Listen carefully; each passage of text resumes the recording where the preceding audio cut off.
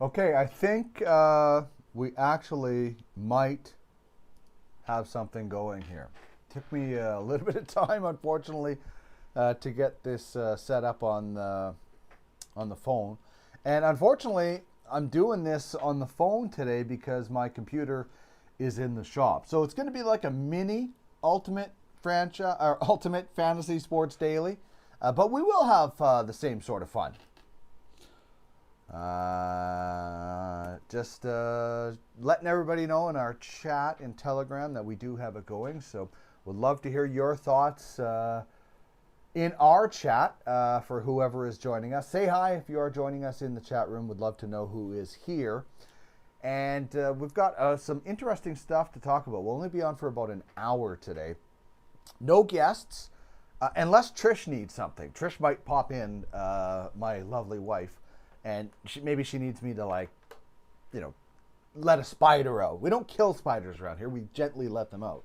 Maybe she needs some help with that or something. Or maybe she needs to get a can of beans out of the closet in here. By the way, can I do this here? I just want to show you. This is the office, the marsh, as we call it. Kind of a good thing about not having the computers. I can be a little bit more mobile. Maybe go for a tour of the condo. That's the Andy Moog wall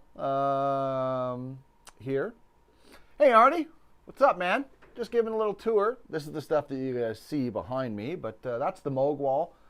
That's the autograph wall. Every one of these jerseys has an autograph, and then there's Greta. Everybody gets their picture. The fur fish, which was something in my house that I grew up with.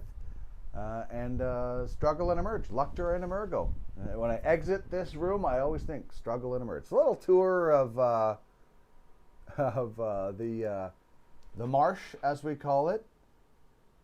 Oh, Fantasy Hog says we have no spiders as of now. Well, you're lucky. Every once in a while, I get a call to get rid of spiders. I just got to take these off, and they're tangled. Just terribly unprepared. Luctor a emergo, Larry. That's what we do. We struggle and emerge. So I got some maths and some other things, but this is really messy. So anyway, question of the day. We don't have the fancy graphics. We're going old school today. We're using rotary phones and the post office. If you want to send a message to me, give it to your mailman. He'll deliver it to my door. Question of the day. Will Nathan McKinnon become the NHL's highest paid player when he signs his deal and starts this year? Connor McDavid is at $12.5 million. And listen, you can make an argument that Nathan McKinnon is the best player in the NHL because he just won a Stanley Cup. So maybe he's the most valuable player, however you are going to define best player. I'm not sure. McDavid is the best player in the world. He's the most skilled player in the world. Does that mean he deserves to be the highest paid in the NHL? Well, maybe Nathan McKinnon does deserve to be the highest paid now that he's won a cup. And then it changes all the time. Like, I mean, Sidney Crosby was the best player in the game for a long time, and there was times when he wasn't the highest paid player. So being the highest paid player lasts for it's like when you're lighting firecrackers as a kid. They don't last very long because the next guy. We see it in football seasons all the time. X player, highest paid. Oh, a week later, X player, highest paid. So, I don't know. As a hockey fan, am I going to sit there and say there is zero chance that Nathan McKinnon deserves to be the highest paid player? No. You can make an argument for that. He won a cup this year. Arnie says, I think he stays under Matthews' money. Then Matthews will be the highest till the McDavid re-sign. Yeah, so... Oh, did I say McDavid was the highest paid?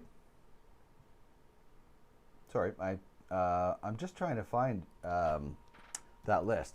But, again, I don't really think it comes down to... Well, yeah, Matthews is 11. McDavid is 12.5. Hey, Tony, good day, Dean. Thank you very much. Love chatting with people in the message board here on Twitch. It's so much fun to get that connection again that we used to have with texting and live television. So, does Nathan McKinnon go over 12.5 of Connor McDavid? And, you know, as a hockey fan, like I said, I don't think I'd be like, oh my God, that's the worst thing ever. You know, the fact that you know, Darnell Nurse, Jeff Skinner are making more than Leon Draisaitl is a bit odd. We're going to get this a little bit later with some of the Oilers. Larry says, McDavid is the highest, Arnie saying that. Larry says, surprised it has taken this long to announce the McKinnon extension. Pressure from NHL, PA to, see when I read, where did the messages go? There, this is really hard on my phone. Pressure from NHL PA peers to raise the bar and keep things trending up, but he's a big team player and coming off a value contract. So thinking he'll take 12 on the dot, but definitely could raise the bar. And the longer it takes, the more I think his agent is hardballing this time around. Well, yeah, there is a case to be made that Nathan McKinnon should be the highest paid in the NHL. He's a terrific player. He's not Connor McDavid. There isn't anybody. And like I said, being the highest paid doesn't always mean you're the best player because it changes so often. I mean, that Draisaitl contract is the one, which has to be the biggest bargain in the NHL for production. Like, I mean, we'll get to the Phil Kessel signing today. Pretty good bargain as well. Last night, $1.5 million for a year, but $8.5 million for Draisaitl. I can't imagine what his next contract is going to be. Like, Leon Draisaitl could end up at that point being the highest paid player in the NHL just because of his production. So the question of the day is, will Nathan McKinnon be the highest paid player in the league when this year starts? His contract's going to be signed shortly, I imagine. Is it going to be above McDavid's $12.5 million, or does McDavid stay? I like Larry's idea. Come in at 12. And then you're still right there, and then we'll see what happens after that. Hit us up in the Twitch chat. You can also hit us up on Twitter at UFS Network. And you can get us, you get myself on Twitter at Duck Millard as well. So that's the question of the day. Our top three. Arnie says, keep in mind Matthews is 11.6, then Panarin 11.6 to be the second highest paid player in the NHL.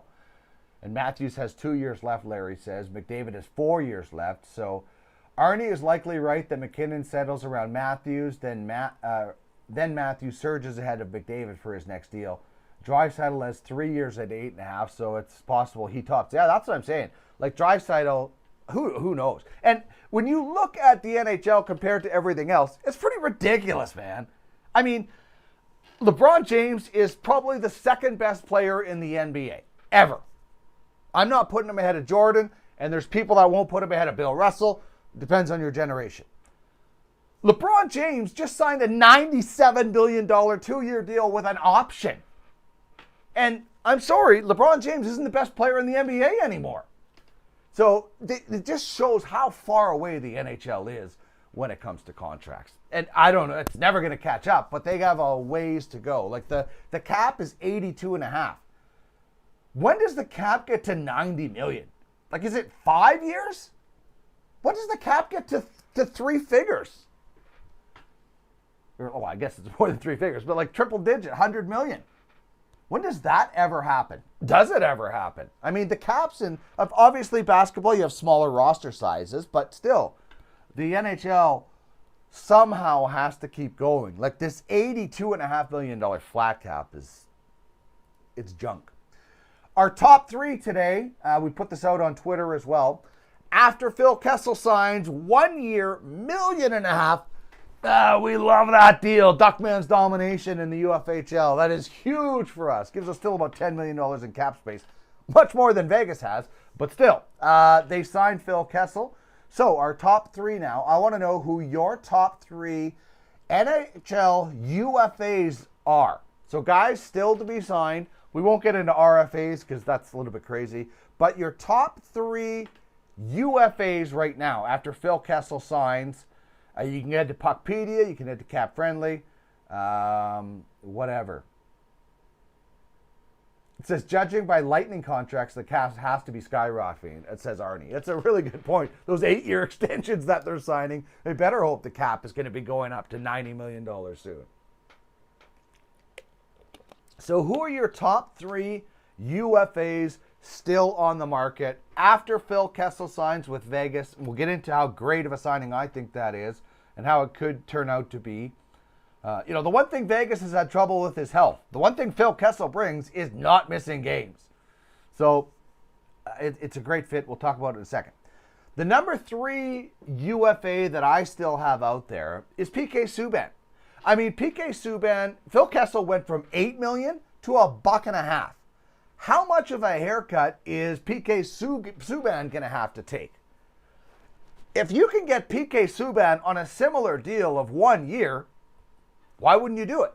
Maybe that's why it hasn't happened, because maybe PK Subban, is, I don't know why I keep combining words. I don't know if PK Subban is trying to get a longer deal. I don't know what team is giving PK Subban a long-term deal. Raise your hand if you, I wish I had my iPad set up. I could do the cricket sound. Like, who would give PK Subban a deal of 3 years? Why? I think PK Subban is going to be going the way of Kessel, the way of Marian Hossa, although he was getting a lot more money, in 1, maybe a 2-year deal. I don't know an NHL franchise out there that would do that. And I'm just trying to look. I don't know who has PK Subban in the UFHL. That is Ultimate Fantasy Hockey League, the most realistic fantasy hockey league that is out there. That's where Duckman's domination is. That's why we are so happy with the fact that Phil Kessel signed a 1-year deal, because we do everything as realistic as the NHL. We operate with the same cap, same contract setup, and everything. So the Yetis, they need PK Subban to sign a nice friendly deal, 1 year, just like Phil Kessel. So who are your top 3 UFAs still out there? PK Subban is number 3 for me. Number 2, I've got Sam Gagner. There's a lot of talk about, Arnie says PK Subban was traded. So Fantrax maybe, I don't know if it's up to date or not, but there's been a lot of talk about Patrick Kane in Edmonton. There's a lot of talk about Sam Gagner coming back and being that veteran presence. And listen, I don't hate it. I was here when Sam Gagner came into the league. I was covering the Oilers. I was at their very first rookie camp that they had in Yellowknife with Cogliano and Robert Nielsen, the sort of the new kids line. And I really liked Sam Gagner. He was always a team-first guy. Even the night he had 8 points. By the way, I left that night. I had a headache. Wasn't feeling well. Went home. Massive regret. I get halfway home and he's already halfway to 8 points or whatever it was. So that was a big mistake. So Sam Gagner is my number 2. Like, I think Sam Gagner, everywhere he's gone, whatever role he's been asked to play at whatever level, he's done it. And he's been effective. He's no longer a top 6 guy, but I think Sam Gagner could play on a third line. I think so on a lot of teams. I think depending on what happens with Patrick Kane, maybe then the Oilers don't have Sam Gagner. But I think Sam Gagner could help some NHL teams out there for sure. And obviously it's going to be a team-friendly deal. And nobody's giving Sam Gagner, I don't even know, does Sam Gagner even get $1 million? The Generals, I believe he's still on that. He wouldn't even get, I think he was making $850, it says here on Fantrax from last year. So, I don't know, the Oilers, whether it's a PTO or what, whoever's going to bring in Sam Gagner, I think you could have, it'd have some impact for a few teams. And then the guy I have number 1 is Sonny Milano. And he's a 26-year-old free agent. The Assassins own his rights in the Ultimate Fantasy Hockey League. I don't know. 14 goals, career-high points last year. And we'll see. He didn't get a qualifying offer from the Ducks. The Ducks, obviously have some skill, but Sonny Milano's got to help somebody. I don't understand why he is still out there. There's certainly some skill. Career high 35 points. I don't know how much it's going to cost you as far as term, but Sonny Milano would be a guy that I would be looking at if I was looking at injecting more skill into my lineup. Okay, some big stories from today. The biggest story that I'm looking at in the National Hockey League is that Phil Kessel signs last night with Vegas, and they needed some help. Obviously, you look at the Vegas depth chart, and it's very obviously top-end heavy. They get a guy on an extremely convenient deal. 1 year, $1.5 million. I know Kelly McCrimmon a bit. I was able to reach out to him, and he said he thinks he has some juice left. I believe it.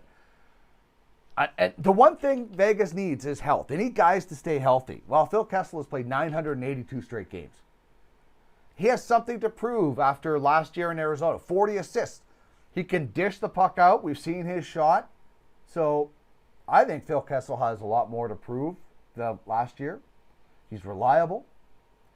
I think he can end up in the top 6. They certainly have a lot more depth than they had in the last couple of weeks when, they basically gave away Max Pacioretty. So I think this is an absolutely excellent deal. A guy that has veteran presence, has proven that he can adapt and play and succeed in the playoffs. Like the Phil Kessel lazy take is, you know who wants that back? Like flip phones want that back. That's how old that take is. It's outdated. It's not relevant anymore. Yeah, he doesn't score, or he didn't score as much in Arizona. I don't see why Phil Kessel can't return to 20 goals or 15 goals this year. He had 22 years ago in Arizona. So the Phil Kessel is lazy, is outdated. We're going to see him get a shot, I think, in the top 6. Certainly on that power play, he's going to get some time. And it'll be interesting when you look at the Vegas Golden Knights and kind of the roster matchup. Certainly I think the Golden Knights have a good blue line. They obviously have some good top-end depth. Eichel, Stone, Marchessault, William Karlsson, Riley Smith. Does Kessel now bump out a guy like Chandler Stevenson? I would think he could, or at some point there's a lot of rotation. But it gives them more depth down the lineup. Somebody is going to get bumped down out of that top 6, and somebody's going to get hurt, so it certainly helps. The blue line is nice. And Kelly McCrimmon announcing today that with Robin Lehner out and going on LTIR, they'll be going with a tandem of a couple of Western Canadian kids, and Laurent Brossoit, former Oil King, and Logan Thompson, former Brandon Wheat King, who Kelly knows very well. Obviously, depth and goaltending are going to be the big concerns for the Vegas Golden Knights. But their depth got a bit of a boost with Kessel signing today.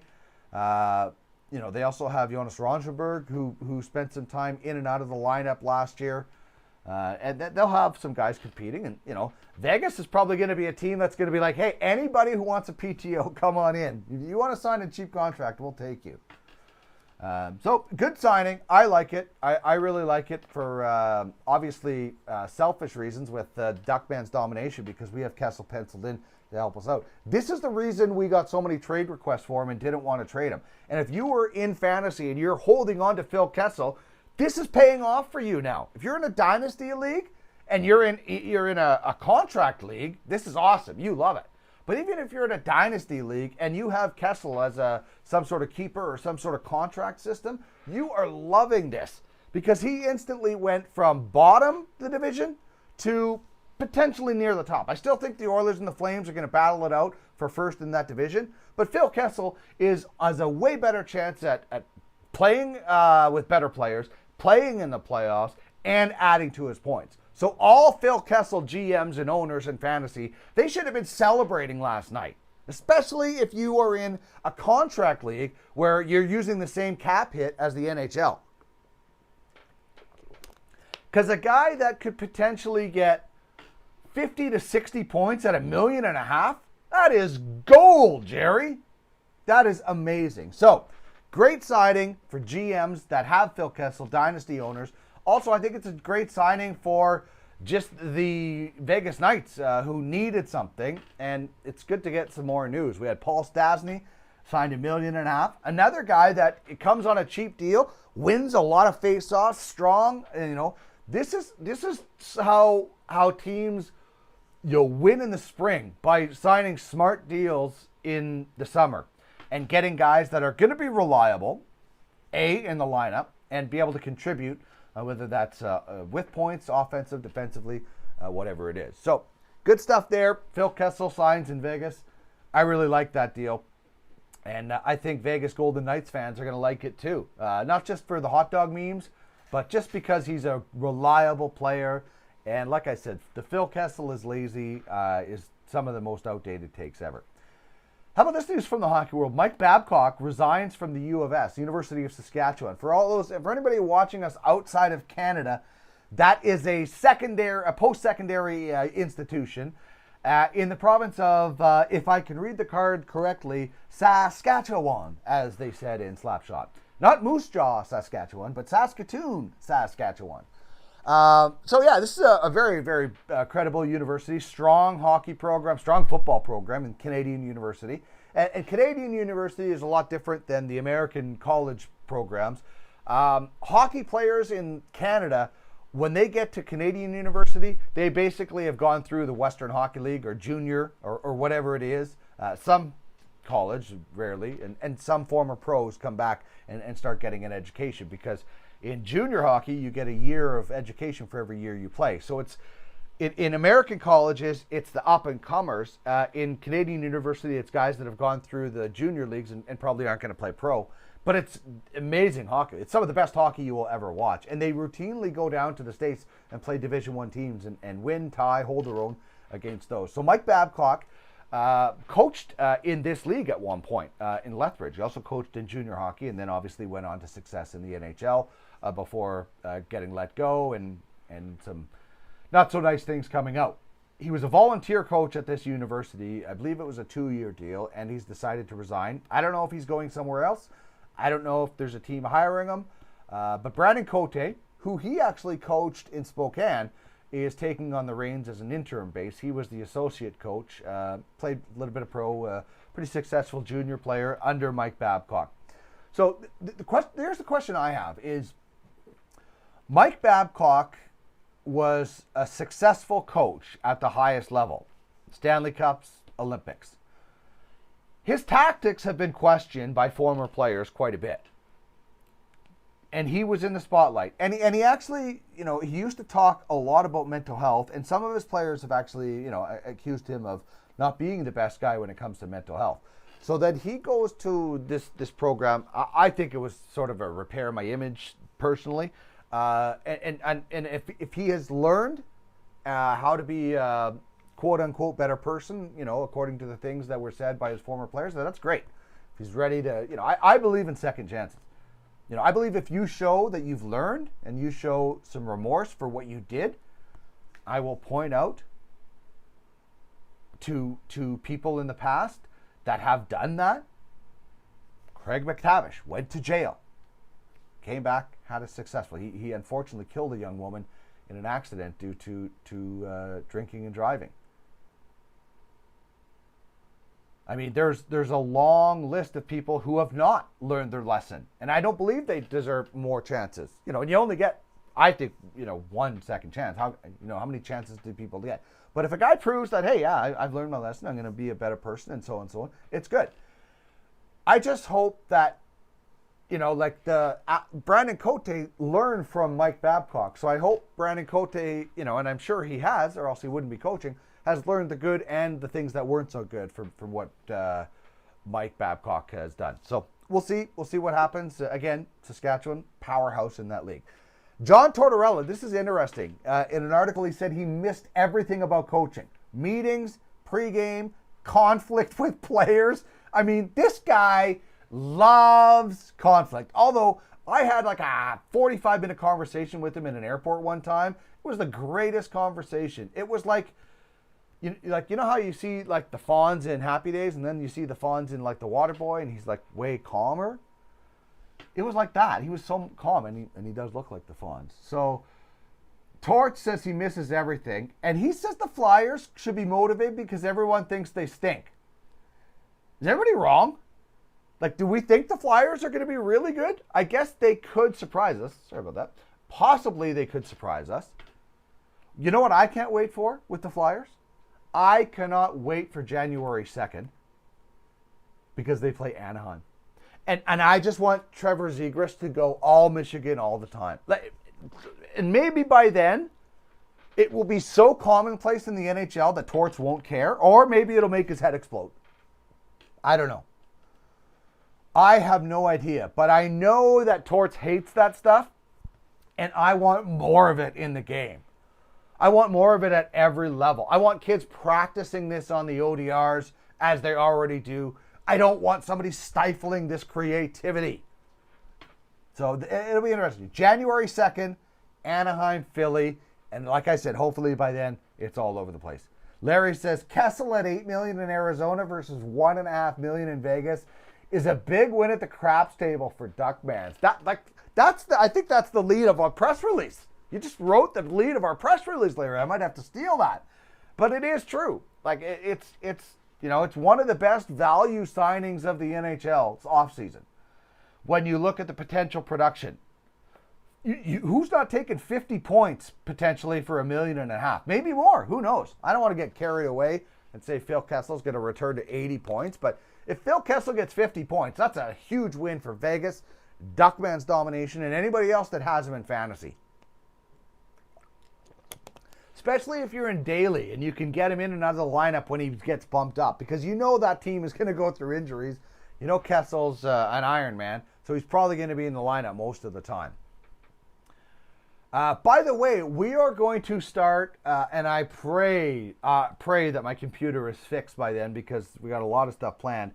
NHL team-by-team previews right here on Ultimate Fantasy Sports Daily. 32 teams in 32 shows right up to the season opener, team by teams. Sometimes we'll get interviews with people that cover those teams. Maybe it'll be a member of one of those teams. We'll see. But at the very least, we will go through the lineups, what makes them special, what is going to make them struggle, what connection to the Ultimate Fantasy Hockey League do they have, top 3 players, so to speak. So team-by-team previews start on Monday. 32 teams in 32 days. That's going to be a lot of fun. I'm really, really looking forward to going through that. And I want all of the fans to sort of chime in on what they think of their teams. We'll take a look at the rosters. Again, I really hope my computer is backed up by then because we can get into more detail. We can show you the rosters, all those sorts of things. Okay, I got to take a short break here, get a drink of water, and we'll be right back to continue this mini version of Ultimate Fantasy Sports Daily here on Ultimate Fantasy Sports Twitch channel.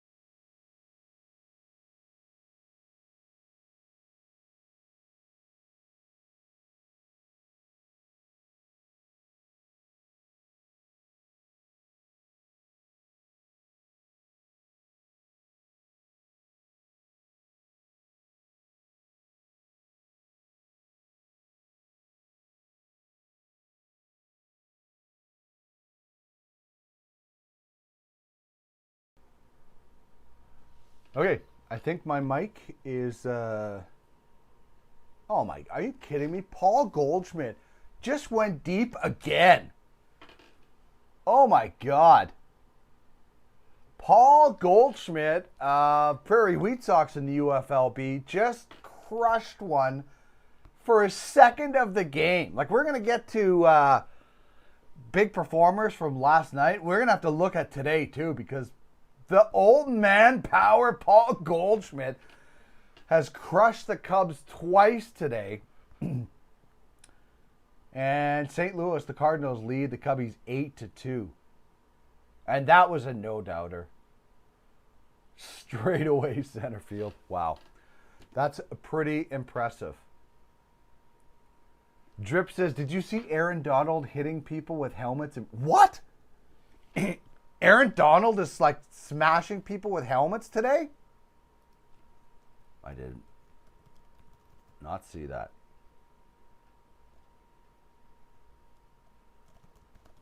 I read something about, with Joe, was it with Joe Burrows? Oh, my goodness. That's not good. Man, if you're swinging a helmet with somebody, you should be getting suspended.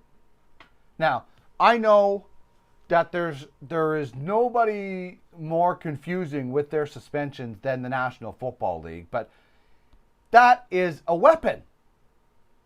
That's like, there's a famous story, and someday I'll get Dave Jamieson, former communications director for the formerly when they were the Eskimos. Yeah, exactly. Drip says Myles Garrett got 6 games. Exactly. Anyway, Dave Jamieson will tell this story better than I can, but to paraphrase it, a guy at then Eskimos camp got into a fight. They sent him off the field.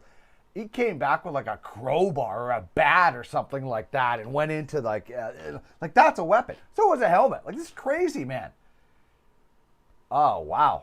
I'll have to look at that, check that out after. I wish I could bring that video in here, but unfortunately we can't. And, especially if you're getting anywhere close to the most important player on the field of the quarterback. I mean, he's got a Bengals helmet too. So he's like swinging the other team's helmet. Oh my goodness. What are we going to see here? Like, what kind of... I haven't seen the full video, and I don't really think it's like great etiquette to be watching videos. You can't really tell. There is a great shot, though, of him holding one helmet. Drip says he has 2 of them. Just ripped 2. Like, listen, there's a lot of guys I would take ripping my helmet off before I get to Aaron Donald. Huh, that's going to be ridiculous, man. Thanks for pointing that out, Drips. Like, what are some of the more bizarre things? Like, there's Terry O'Reilly with the shoe in Boston. I think it was Terry O'Reilly. Jumped into the stands with a shoe and started going after people. Like, here's the thing about nowadays and when we grew up. Like, when we grew up, and when I grew up, I should say, even back in the day, remember Hank Aaron breaking the record? Those 2 guys running on the field? What do you think Hank Aaron is thinking? He's getting death threats all the time, and then these 2 guys jump on the field and run around with 2 white guys that, people are threatening this guy's life for breaking a record, and they jump on it. Or do you remember... People of my generation will remember her as Morgana, the kissing bandit. She would always run out to the field and give a player a kiss. You wouldn't get within 5 feet of a player now, and you'd get crushed by either the player or security. Like that guy that tried to get after Ty Domi. Oh my God. The person I worried about the most in that situation was Domi getting sued after he crushed the guy. How about the guy going after bugging Mike Tyson on the plane? You poke the bear, you're going to get eaten by the bear. Speaking of Mike Tyson, new show coming out about him. It's unauthorized. And Tyson doesn't like it and says it's a lot of exaggeration. Will you watch it, even though it's unauthorized? That's what I want to know. Will you watch the Mike Tyson show? So I think it's an 8-part series. I think it's on Hulu. will you watch it, even though it's unauthorized? So how do you confirm?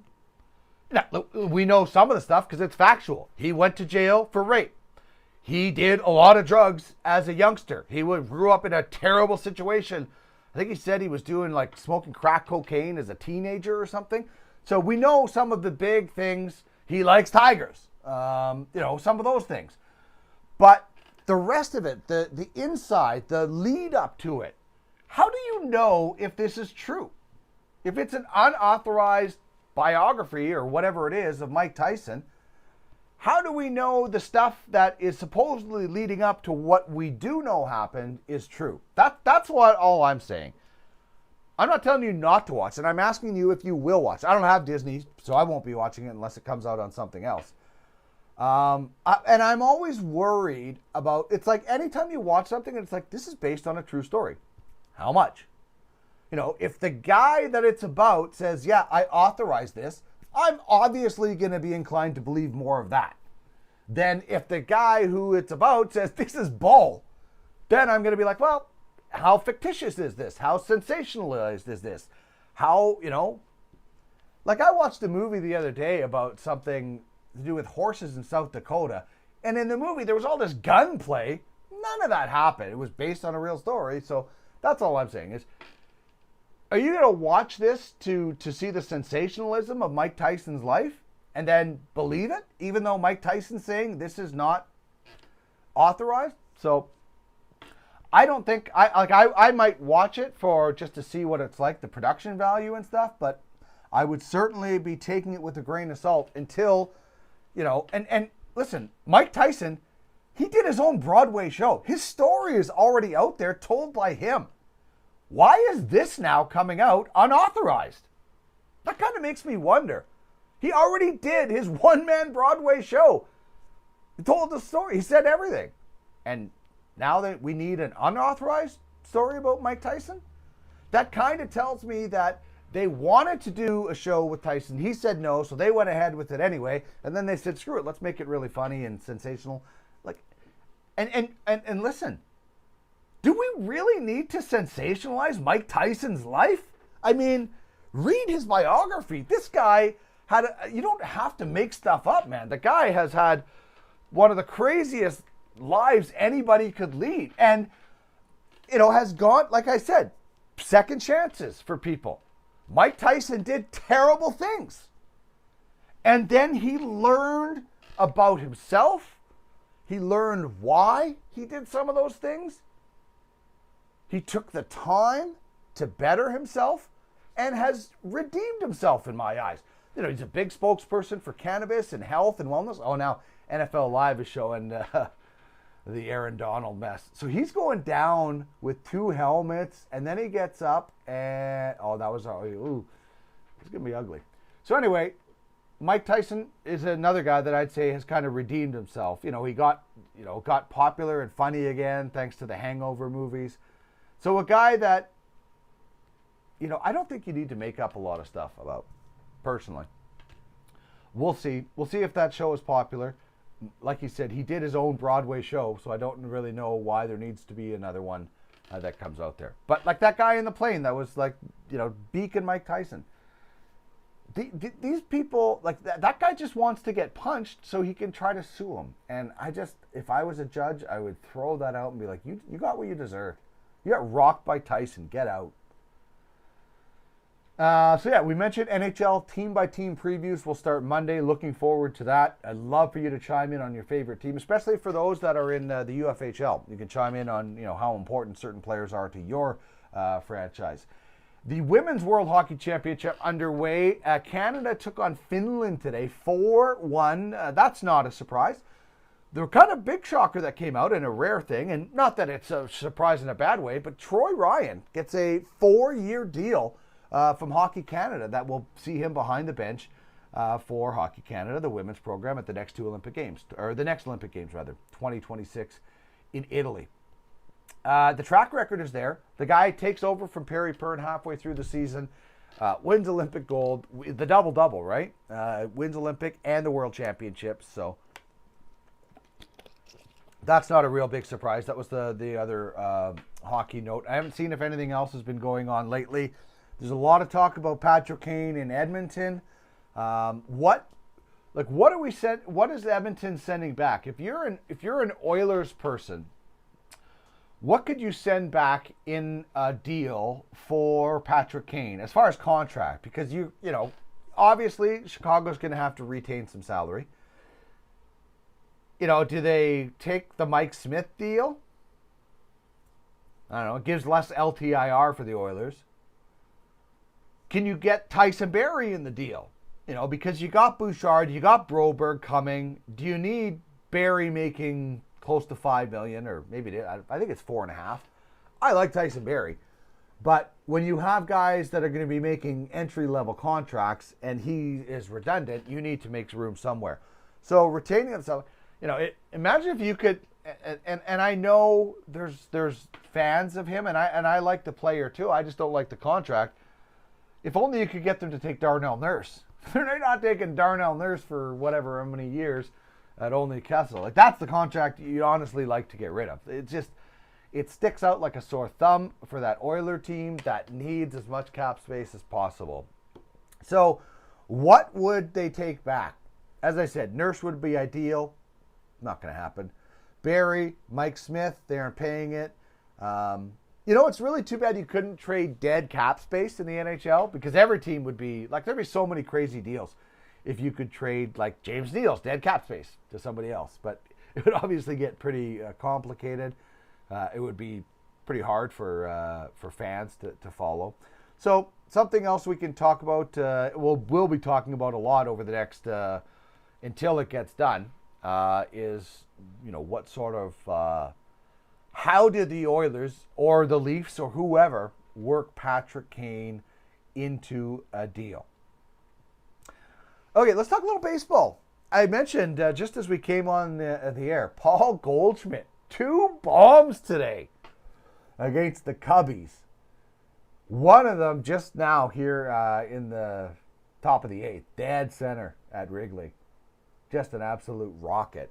Old man power from Paul Goldschmidt. But the Phillies are saying Bryce Harper could be back earlier than planned. They're 2 games up on a wild card spot right now. Cavalry would really like to see Harper back in the lineup in the Ultimate Fantasy League Baseball, because they're fighting for a playoff spot. He's been out since June 25th, and as he should be, he's absolutely crushing AAA pitchers. And this is the thing, in Ultimate Fantasy League Baseball, unlike any other fantasy league, or most other fantasy leagues, Cavalry wants him healthy, even if they miss the playoffs, because he gets picked up by a playoff team in the playoff draft, which gives them leasing money. In all the leagues on UFFS, they go right to the end and have playoff drafts. So when the real world trophies get handed out, so do ours. So Bryce Harper coming back early is massive. Massive, massive. Not only for the Phillies, who are, you know, trying to finish as high as they possibly can, but also for Cavalry in the UFHL. Or UFLB, rather, sorry. The Phillies have a 2-game lead on San Diego right now for that wild card spot. And, you know, I like they're 9.5 games back of the Mets. I do not see them catching the Mets. I do see Atlanta having a chance to catch the Mets in the NL East with only a game and a half back. But man, this St. Louis team, they're just rolling, as I mentioned, against the Cubs today. 8-2 in their past 10, about to go 9-1 or 9-1 in their past 10. Just simply incredible.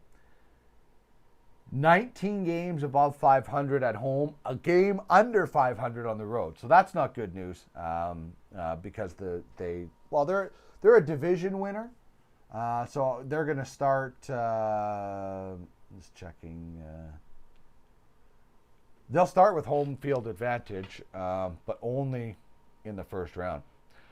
So anyway, Bryce Harper could be back very soon. That's good. Paul Goldschmidt, absolutely crushing the baseball. 2 home runs today, and doing it at, you know, sorry to say this, but sort of an advanced age. Paul Goldschmidt is not a young buck. He's in his 30s for sure. I'm just going to look it up for sure. I know for a fact that, because we talked to Clark Monroe about it the other day, is that Prairie Wheat Sox have him in UFLB. And I don't know about, this is a surprise for me. I dropped Paul Goldschmidt in fantasy a couple of years back because I thought, he's 34 years old and he could be the NL MVP this year. Okay, is it me or are guys playing longer, extending their careers, and getting better? Not everybody, but look at Albert Pujols right now. Miguel Cabrera says he wants to come back and play again. I don't know if, Nolan Ryan was the ultimate old man talent, but Paul Goldschmidt is 34, likely is going to be the NL MVP, could win the Triple Crown this year. 375 fantasy points in our league. That's incredible. And one of the reasons that Prairie Wheat Sox are leading the league. Francisco Lindor with a bit of a bounce back with at least 20 home runs and closing in on 85 RBIs helps out. But Goldschmidt, 33 home runs, 105 RBIs. And I don't even know if that's counting today's. I don't know how up-to-date this is. But Goldie at 33 or 34 years old is getting it done. So that's really, really impressive. Other top shelf performers last night, that's Goldschmidt today. How about Jose Ramirez? Another guy that's not young but still crushing it. I think he's right around 30. Obviously with the Cleveland Guardians, dragging them into the playoffs. And as Clark mentioned the other day, maybe get some votes for MVP because he got a team that nobody expected to be in the playoffs. Central came in loving that. 19 points last night. Pair of home runs, three RBIs, OPS of 3.8. Pretty impressive. Oh, man. I don't know who the right fielder for the Cardinals is, but he certainly misplayed that fly ball and then did not know where it was. He's got great flow, though. Anyway, Cole Irvin of Circus Sports Trout, another great performance last night. He of the Oakland A's, 20-point outing as a starting pitcher. He goes 7, doesn't give up an earned run, strikes out 11, gets the quality start. How long until Oakland, the A's, follow the Raiders to Vegas? It's just, and how lucky is it that the Golden Knights got in there first? That's amazing. The Golden Knights get in first before everybody. Then the NFL, Major League Baseball, and the NBA's got to get there at some point. Speaking of basketball, UFBA or WBA semifinals. We've got obviously the WNBA playoffs going on. Aurora is the number 1 seed in UFWA. They'll take on the Sparrows. The Sparrows won by, I think, 4 points in the semifinals, so it was really close. Bull City Blazers, number 2, take on the Diamond Arrows. The Diamond Arrows knocked out the Skunks. That's Mooch's team, I believe. They were a bit stinky, he said. They had one of the lowest point totals in the round 1. So it's Aurora versus the Sparrows and the Bull City Blazers against the Diamond Arrows. I'm thinking the semifinals, they got underway on the 28th, it says, according to the WNBA website. Seattle Storm, Las Vegas Aces, Connecticut Sun, Chicago Sky. Chicago knocked out New York Liberty. So that's going on. Check out UFFsports.com for all of that that you want to know about for the WNBA fans. And I wanted to talk about this yesterday. Unfortunately, we weren't able to get on the air. But this new PGA setup that they're going to have and trying to keep the players happy. So Monday nights, they're going to have teams play in a virtual studio. I don't even know if I like playing virtual golf, much less watching virtual golf. I want to watch real golf, but I guess it could be cool because the technology, and you can have so much more fun. It could be more relaxing. So at first glance, I was like, I don't know. But then who would have thought watching video games and things like that would get so popular? And look at Twitch. Look at this channel. Twitch has been so popular with that. People doing that. It's on Sportsnet, the championships. So this could be really awesome. At first, I was like, this is dumb. And this is why you don't go on the air right away. You think about things, so maybe I'm glad we didn't.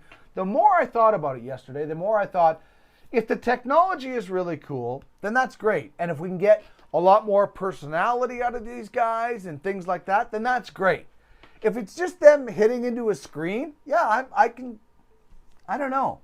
I would much rather see them on real golf courses, but we'll see what happens. One thing is for sure. I don't think and I'm not getting into the political side, I don't think live golf is bad for the golf world. You might think the reasons the players going there are bad, and that's fine. You're allowed to have your opinion, like the dude. But I think it's good to have competition. And I would love to see at some point down the road, Team PGA, Team Live in a Ryder Cup format. Bring that on. Like, that's what we want to see. Now, Live has to get better players. They would get wiped. The floor would get wiped with them right now, even though they have some good players. I want to see that, though. Like the NFL and the AFL. Like the NHL and the WHA merging. I'm not sure the two will ever merge just because of the political backstory, but I want to see them at some point compete against each other in a team concept. And we're going to see guys go back and forth in the Worlds and the majors and stuff like that. So at first I didn't like the virtual setup, and now the more I think about it, maybe there's some cool possibilities with technology, and if we can see some personalities and we could have some fun. The more I think about it, the more I think there's an opportunity there to certainly give golf fans maybe more of a look into who their favorite players are, and they can be a little bit more relaxed and stuff. I don't know. I don't know if it's going to work, but at least they're trying. They had to do something. They had to do something before more guys jump ship and head over to Live. All right. That's it. No guest today to thank. But thank you for tuning in. For everybody that tuned in and chimed in the message chat, I loved it. I love for Drips pointing out the Aaron Donald helmet swinging. Like, what do we think Aaron Donald's going to get? 2.5? I still haven't seen him hit anybody, but the swinging is crazy. Our question of the day, will Nathan McKinnon be the highest paid NHL player when this season starts? You can chime in on that at UFS Network on Twitter, at Duck Millard. And our top three. We want to know who your top three NHL free agents still are out there. UFAs. I went with Sonny Milano, Sam Gagner, and PK Subban. Phil Kessel signs in Vegas, 1 year, $1.5 million. Huge deal for the Golden Knights. And those guys, Duckman's Domination, Ultimate Fantasy Hockey League. If you want to know more about Ultimate Fantasy Hockey League or any of the leagues we have, or our scouting platform, the highest stakes, most realistic fantasy you'll ever find, check it out, UFFsports.com. And scroll down on your Twitch. You can subscribe, really helps us out. Leave a comment. You can find our schedule and find all of our social media. See you back here tomorrow. Maybe the computer is fixed and we'll have a full show, or maybe we'll still be on the phone doing it old school. Thanks, everybody. Have yourself a wonderful rest of your Thursday, and we will talk to you later.